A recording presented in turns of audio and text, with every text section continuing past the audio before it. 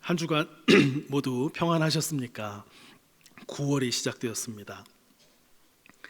세상은 시끄럽고 희망 없는 이야기들로 우리의 생기를 앗아갈 때가 많습니다. 특히 국내외적으로 힘 없는 사람들이 겪는 어려움들을 접할 때 우리는 세상이 어떻게 되려고 이러는가, 이것이 옳지 않은 것이 분명한데 개선과 회복의 여지가 보이지 않는구나 하면서 낙심하기 쉽습니다. 초등학교 반장 선거에서 가난한 집안의 학생이 표를 더 많이 받았지만 부유한 집안의 학생에게 반장 자리를 결국 양보하게 되는 그런 일이 과거 우리 사회에 어느 정도 있었던 일이었습니다. 영화나 드라마를 통해 이런 일을 회상해 볼 때가 있는데요, 그때에도 대부분의 사람 마음에는 이것은 아니지, 옳지 않아 하는 마음이었을 것입니다. 5, 6년 전쯤에 제가 마틸다라고 하는 뮤지컬을 보았던 기억이 납니다. 주인공 어린이의 이 옳지 않아 라고 하는 노래 속의 가사가 계속 맴돌면서 여운으로 남는 인상적인 뮤지컬이었습니다. 이것은 한 예에 불과하지요. 우리가 사는 세상에는 우리 안에 옳지 않아 라고 하는 마음을 불러일으키는 일이 무수히 많이 펼쳐집니다. 그럴 때마다 사람들은 민족, 인종, 종교에 관계없이 비슷한 마음을 갖게 됩니다. 인간 안에 내재되어 있는 정의감이지요. 그것은 비록 현실이 이렇게 전개되고 있지만 우리의 현실 너머 어딘가에는 참된 것이 존재하리라는 기대를 갖고 있기 때문일 것입니다. 20세기를 대표하는 기독교 사상가이자 영문 문학 작가인 C.S. 루이스는 인간이 가진 이런 마음을 멋지고 참된 세상에 대한 동경, 독일어로는 젠주크트라고 하는 동경이라고 표현했습니다. 깊고 존재론적인 그리움이라는 뜻인데요, 그가 무신론자에서 기독교 신앙인이 된 이후에 모든 인간이 동경하는 그 세계가 예수 그리스도의 부활과 새 창조의 세계와 연결됨을 문학작품들을 통해서 표현함을 통해 비그리스도인들에게까지도 마음의 감동과 함께 신선한 충격을 가져다 주었습니다. 또 20세기 후반과 21세기 신학자들도 이 동경이라고 하는 인간 안에 있는 참된 세계를 향한 깊은 존재론적 그리움과 그리스도의 부활의 새 창조를 연결지으면서 복음의 깊이와 넓이를 키워갈 수 있었습니다. 오늘 누가복음 본문에는 그리스도의 제자가 되려고 할 때 치르게 될 대가, 비용에 대한 이슈가 나타나고 있습니다. 만만치 않은 내용으로 들리게 되어서 때로 읽을 때 부담을 느끼게 되는 본문이기도 합니다. 제가 이 본문을 접할 때 어려움과 불편함을 느꼈던 그런 경험부터 나누면서 이야기를 시작하겠습니다. 26절과 27절에서 무릇 예수께 나아오려는 사람은 부모와 처자, 형제, 자매, 더욱이 자기 목숨까지 미워하지 않으면 안 된다 라는 말씀이 어려웠습니다. 누구든지 자기 십자가를 지고 나를 따르지 않는 자도 능히 내 제자가 못 된다 라는 말씀이 부담스럽게 느껴졌습니다.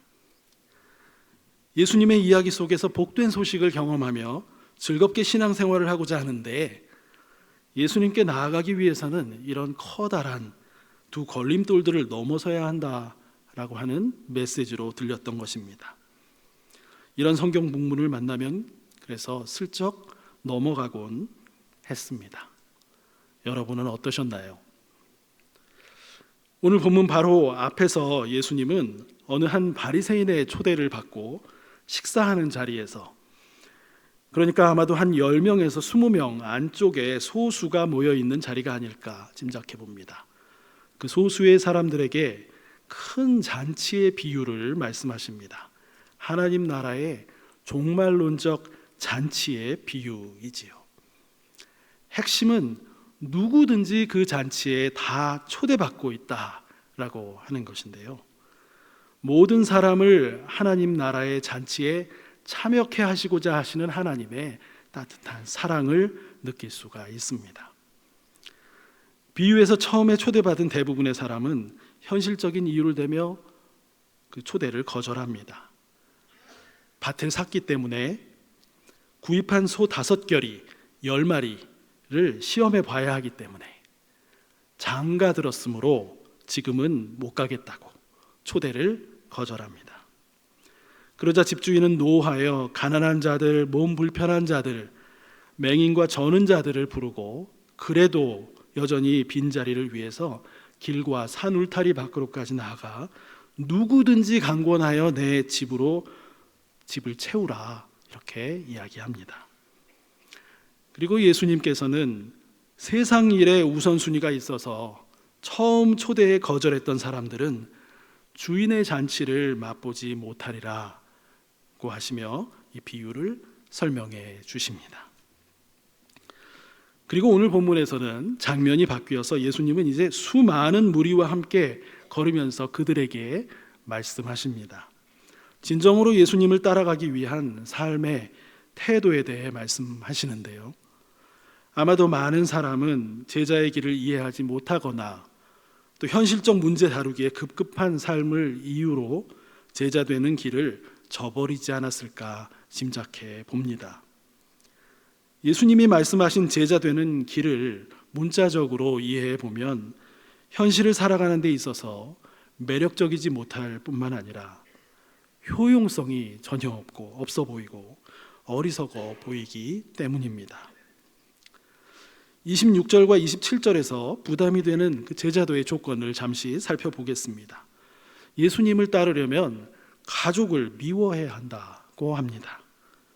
그리고 십자가를 지라는 것은 불명예를 감수하고 세상에서의 손실을 감수하라는 의미로 다가옵니다. 왜 그래야만 하는데요? 제자는 꼭 그래야만 하는 것입니까? 질문이 따르게 됩니다.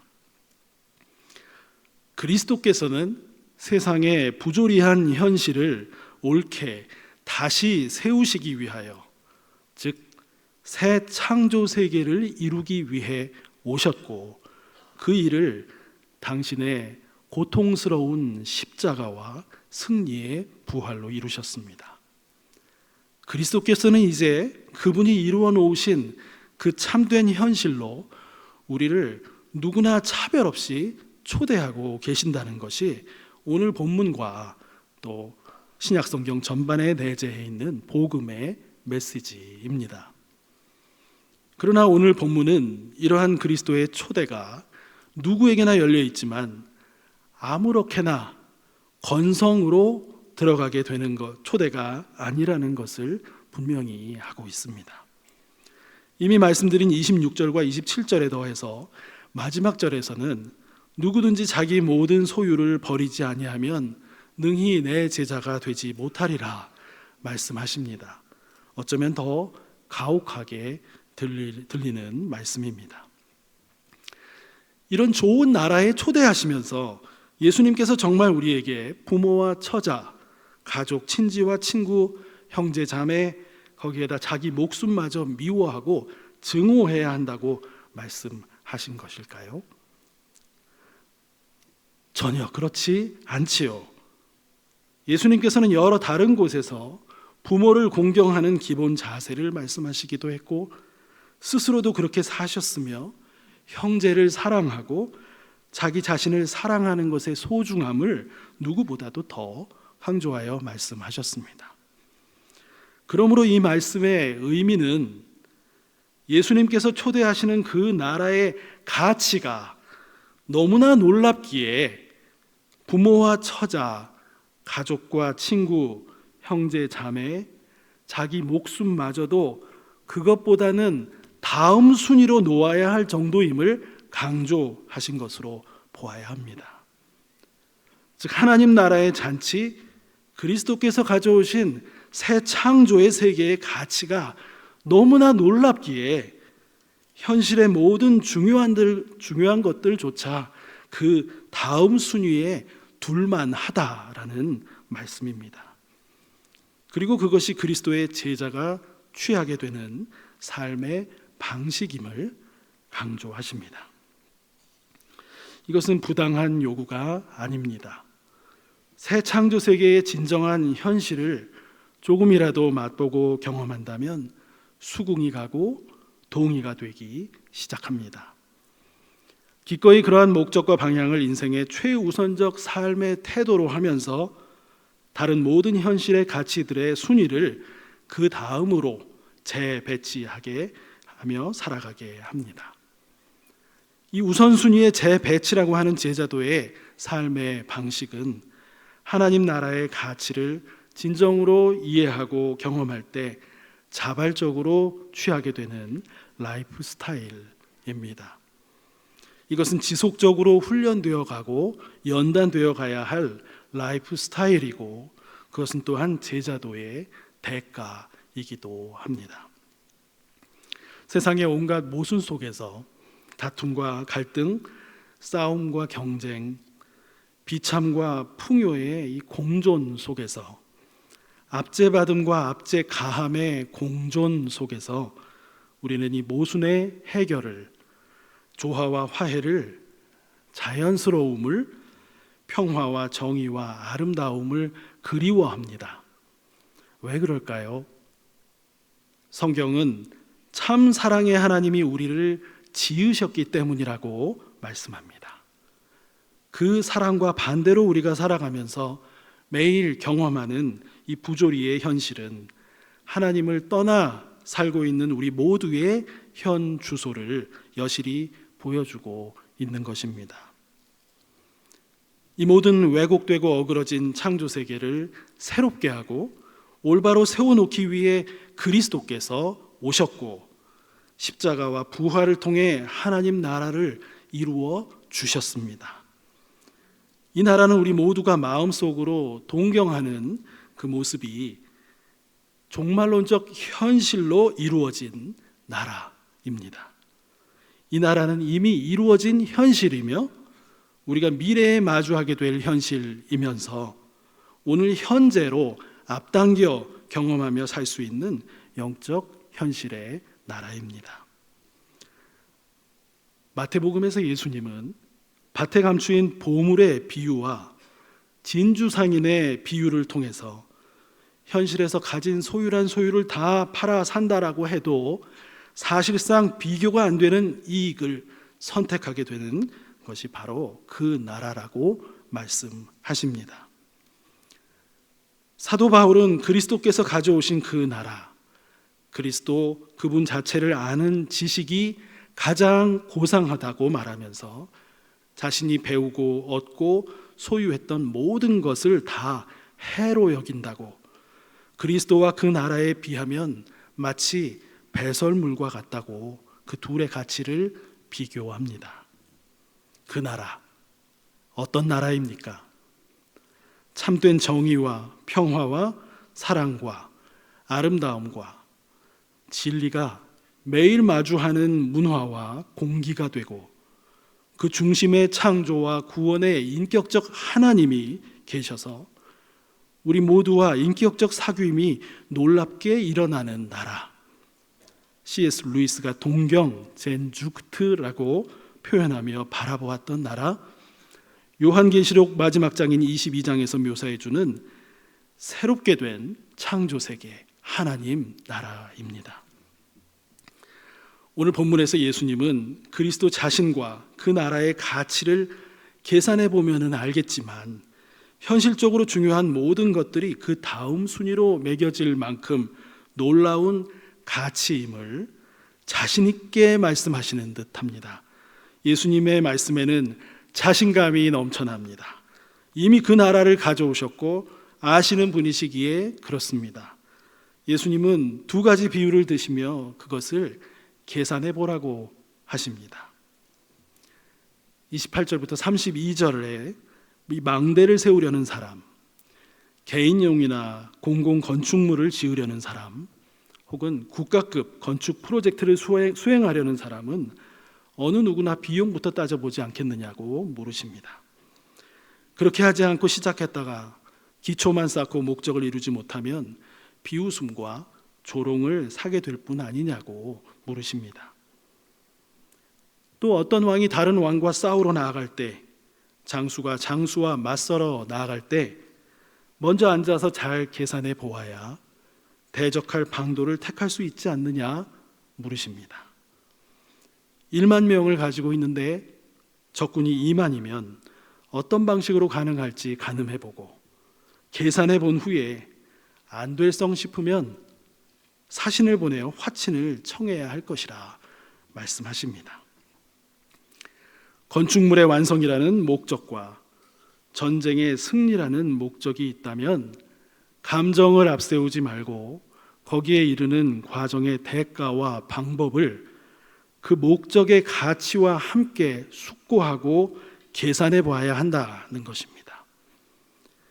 현실에서의 성취와 승전의 목적도 그러한데 하물며 그리스도께서 이루시고 모든 일을 초대해 주고 계신 그 나라, 새 창조의 세계는 이러한 목적과는 비교할 수도 없는 차원의 가치를 가진 목적과 방향이라는 것입니다. 모두 다 오라 너희를 쉬게 하리라. 너희 영적 갈증에 해갈을 향유하며 살게 하리라. 하나님과 인격적 사귐의 삶이라는 경이로움 속에 참된 의, 평강, 기쁨을 누리며 각자 자기만의 고유한 정체성이 돼 사랑으로 서로 조화되는 그런 나라를 자신 있게 말씀하십니다. 그 나라가 그리스도의 십자가와 부활로 인해 은혜로 보장되어 있다. 그러므로 숙고하고 계산하여 보고 그 나라의 제자가 되어 살아라. 현실에서 그 나라에 초대받은 사람으로 그 나라의 삶의 방식을 앞당겨 살아가는 사람으로 살라고 말씀하십니다. 그 당시 로마 제국이 지배하던 유대, 팔레스타인을 포함한 지중해 연안 지역은요, 소위 후견인 제도라고 해서 혈연, 인맥, 기타 다양한 후원 관계를 통해 사회적인 성공이 많이 좌우되던 문화였습니다. 오늘날로 하면은 소위 백을 잘 둔다거나 다양한 인적 네트워크, 물적 네트워크를 잘 형성한 사람이 사회적 성공 가도를 잘 달리게 되는 것과 유사할 수 있습니다. 그런데 예수님은 부모, 처자, 혈연, 인맥 등을 통해서 주고받는 그 상호 혜택보다도 그리스도가 가져다 주신 나라의 가치를 최우선순위에 두는 것이 제자의 삶의 방식이라는 것을 그 시대 속에서 말씀하셨습니다. 우리는 중요한 결정을 할 때 다양한 사회적 관계의 압력보다 그리스도의 뜻이 앞서고 있는지 생각할 수 있어야 합니다.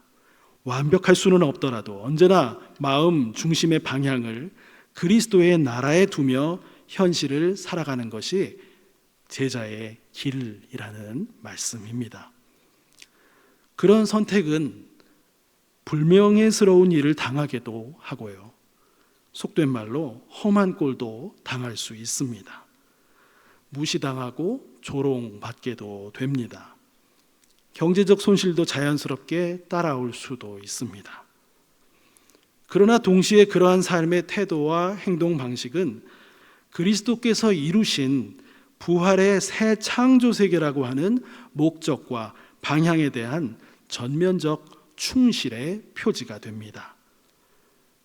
참된 제자는 일상에서 불명예와 손실의 경험을 하면서도 그리스도와 그분의 나라를 생각하며 내적 평강과 감사를 가지고 그분이 주시는 인내로 현실을 살아가는 사람입니다.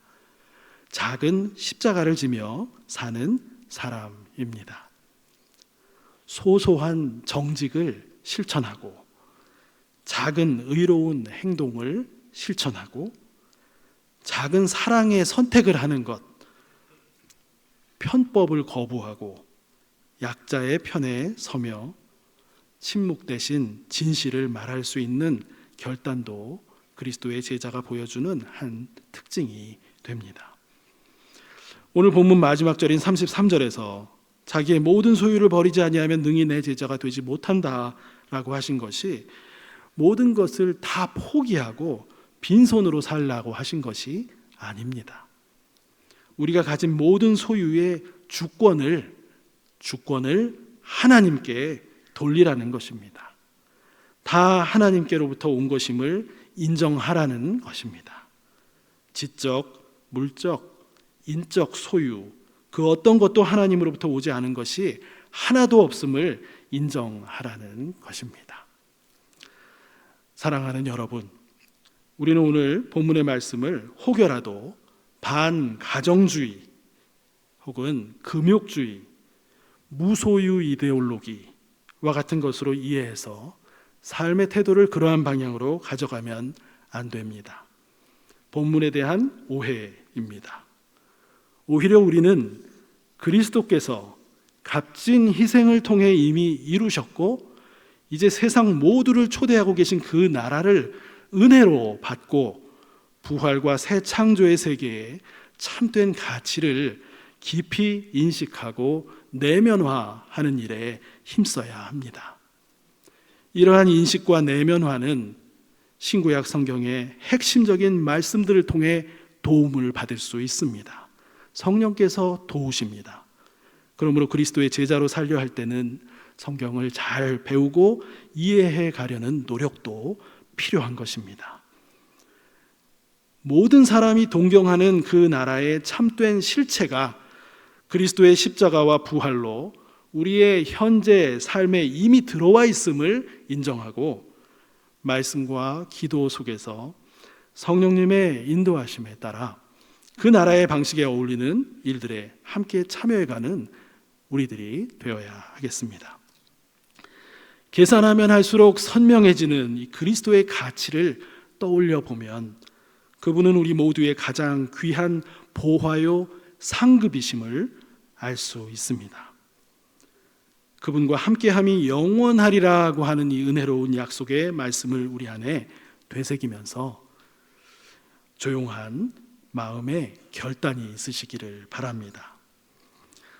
나는 오늘부터 어떤 사회적 관계의 압력보다 주님의 뜻을 1순위에 두도록 힘쓰겠습니다. 나는 오늘부터 작은 십자가 하나를 선택하는 삶을 살도록 힘쓰겠습니다. 나는 오늘부터 내가 소유한 모든 종류의 소유권을 주님께 이양해 드리는 삶의 태도로 살도록 힘쓰겠습니다. 소망하고 결단하는 여러분 위에 주님께서 크신 축복으로 함께 하시며 모순되고 부조리한 세상을 조금이라도 밝히는 일에 우리 모두를 사용해 주시기를 간절히 소망합니다. 기도하겠습니다.